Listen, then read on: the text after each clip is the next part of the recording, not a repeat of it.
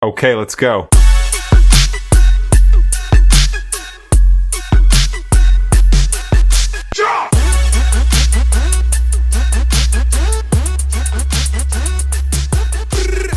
The hidden tale of a 1946 no-mint mark wheat penny. Hidden in the quiet drawers of America's past lies a small, unassuming copper coin. A penny dated 1946, carrying the face of Abraham Lincoln and the scars of a nation reborn. Most people pass it by without a glance. It looks like every other wheat penny, worn, brown, ordinary. But what if I told you this tiny coin carries the story of post-war America, the end of a global conflict, and the beginning of a new era in U.S. minting history? Tonight, we uncover the secrets of the 1946 Lincoln wheat penny, especially the mysterious no-mint mark variety, a coin that whispers tales from the ashes of World War II. The year was 1946. The world had just stepped out of the shadow of the Second World War. The sounds of gunfire had quieted.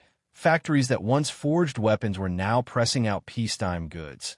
And inside the great halls of the U.S. mints, copper was once again flowing into molds of Abraham Lincoln's proud silhouette.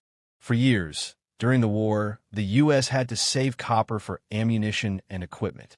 In 1943, pennies were made of steel, gray, cold, and fragile, a haunting reminder of wartime scarcity. But by 1946, the true bronze cent had returned. The nation was healing. Soldiers were returning home. Families were rebuilding dreams. And in their pockets jingled the first true copper cents of the post-war world, symbols of normal life coming back. Across America, three great mints came alive again: Philadelphia, Denver, and San Francisco, each striking the face of Lincoln with renewed precision. But one mint, the oldest of them all, the Philadelphia Mint, chose to mark its coins with nothing. No letter, no mint mark, just a date, 1946, and the silent confidence that collectors, decades later, would call the no-mint mark wheat penny. Design and symbolism. Look closely at the 1946 penny, and you'll see more than metal. You'll see meaning. On the obverse, Abraham Lincoln faces right, calm, dignified, his eyes looking into the future. Above him, the nation's faith: "In God we trust." To his left, liberty. And to his right, the year, 1946, the first full year of peace after a world at war. Turn it over, and the message changes. Two wheat stalks frame the words "1 cent" and "United States of America." Above, the phrase "E pluribus unum," Latin for "out of many one." It wasn't just a coin, it was a statement of unity, of recovery, of hope. Each penny weighed about 3.11 grams, forged from 95% copper and a touch of tin and zinc, that warm bronze tone that gleamed when freshly minted, catching light like a tiny piece of the sun. Its edge was smooth, its face modest, but its purpose powerful. It symbolized the rebirth of the American economy, 1 cent at a time. The minting miracle. The Philadelphia Mint, heart of the nation's coinage, worked day and night to fill America's need for small change. That year alone, they struck an astonishing 991,655,000 pennies, nearly 1 billion coins. Imagine that, 1 billion pieces of copper, each stamped with Lincoln's image, flowing across the country in purses, pockets, and pay envelopes. And yet, among these billions, some held secrets. Because in the world of coins, perfection is rare, and when a machine strikes metal a little too hard, or a die shifts by the tiniest fraction, history creates an accident, a rarity, an error. These errors are what collectors dream about. From misstrikes and double dies, to die cracks and clipped planchets, these anomalies turn ordinary coins into legends. And one such legend of 1946 was the L on rim error, where the L in Liberty seemed to slide up toward the edge, kissing the rim itself. A mistake, yes, but one that made the coin mysterious, desirable, a fluke of minting that collectors would pay handsomely for. The race for perfection.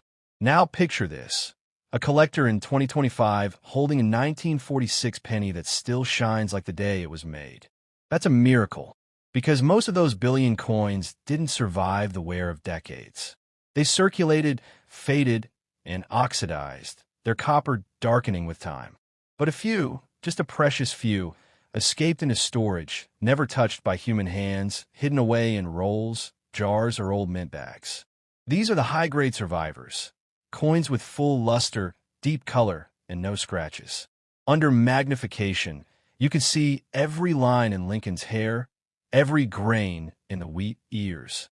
Collectors call them mint state coins, graded MS-60, MS-65, even MS-67 if perfection blesses them. And those numbers mean money, serious money. A heavily circulated 1946 penny might be worth just a few cents, maybe 10 or 15. But that same coin in pristine mint condition could fetch $50, $100, even $200. And if it carries an error, a double die, a clipped planchet, a faint strike, values can soar into the hundreds, even thousands. One perfect, no mint mark 1946 penny, preserved in mint state red, has fetched prices crossing the $1,000 mark in auctions. From a penny to a fortune. Mint marks and mystery. But the no mint mark wasn't the only 1946 story. That same year, the Denver Mint stamped its coins with a proud D, and the San Francisco Mint with a delicate S. Together, they forged millions more, each slightly different in tone, strike, and rarity. While the Philadelphia coins were abundant, the Denver and San Francisco issues often fetched slightly higher prices in similar condition. Why? Scarcity. Fewer were struck, fewer survived in mint condition, and collectors chase rarity like treasure hunters chase gold. But the no mint mark penny remains the silent ruler, because it represents America's heartbeat that year. Simple, vast, and resilient. Secrets of grading and value. To understand what makes a 1946 penny valuable, you must learn the language of collectors, grading. Every scratch, every nick, every shine tells a story. A coin graded good has been loved, touched by thousands of hands. Lincoln's cheek is smooth, the wheat ears nearly flat. A coin graded fine still shows the outlines of his features. Very fine and extremely fine pieces have stronger lines and faint luster. But once you reach about uncirculated or mint state, that's where the magic begins. Brilliant, uncirculated coins gleam like copper mirrors. And if they've never been cleaned, never tampered with, and retain their original mint luster, collectors pay premiums beyond imagination. So what's your old penny worth? If it's worn and dark, perhaps just a few cents. If it's crisp, bright, and perfect, perhaps a few dollars. But if you hold a flawless, error-marked, red luster 1946 no mint mark penny, you might just be holding a tiny piece of fortune. Collector wisdom and caution.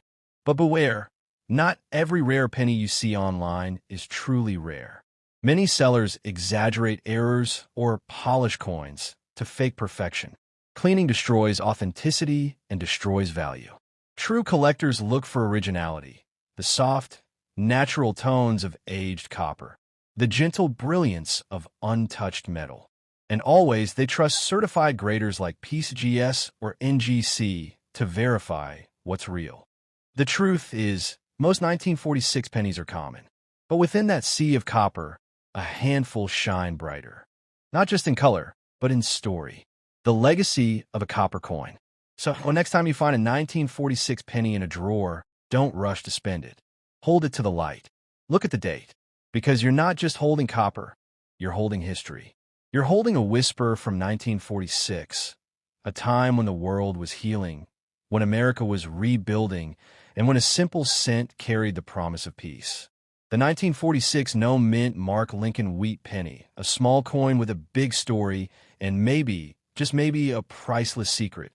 Subscribe for more stories hidden inside America's coins.